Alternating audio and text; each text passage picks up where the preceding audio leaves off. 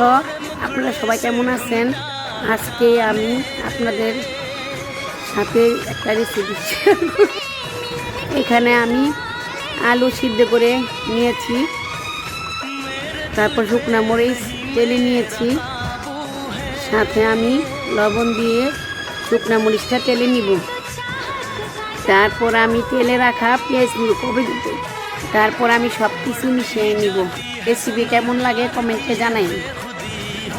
Full video না দেখলে রেসিপিটা বুঝবেন কি, সেটা দেখেন। সাথে একটু সরষের তেল দিয়েছি, একটু ধনিয়া পাতা দিয়েছি, তারপর মেখে নিব। সব একসাথে মেখে আমি একটা ডোর বানাবো। এইভাবে ডলে ডলে মাখবেন।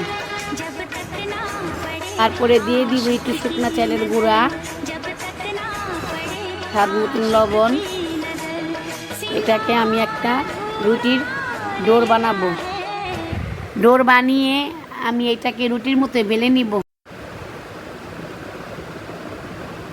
তারপর আমি রুটির মতন বেলে নিব। দেখুন আমার রুটিটা ফেটে গিয়েছে, আপনারা সাবধানে করুন।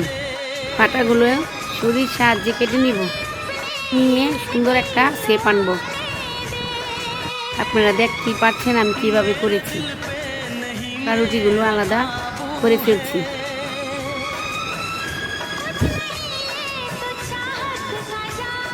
তারপর সাইডে একটা কড়াই বসিয়ে তেল গরম করে নিয়েছি।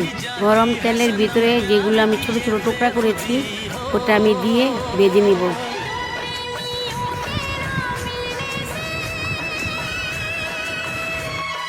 এখানে আমি দুটা গোলা করেছি, দেখতেই পাচ্ছেন আমি কিভাবে করছি।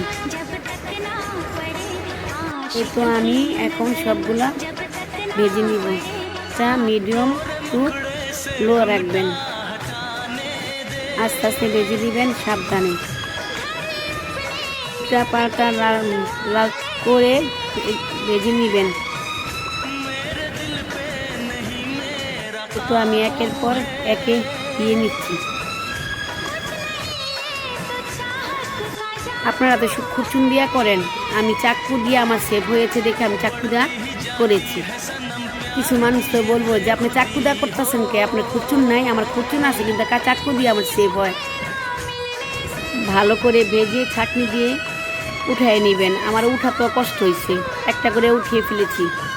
ছিটাকে আমি অনেক ভয় পাই, যদি পড়ে যায় হাত পা পুড়ে যায়। আর রেসিপিটি কেমন লাগছে কমেন্টে জানাইন। আমার ইউটিউব চ্যানেল আছে টুকটাক রান্নাঘর, সাবস্ক্রাইব করে দিন। ভেঙে দেখিয়ে দিলাম, মুচমুচ হয়েছে, খেতে অনেক মজা।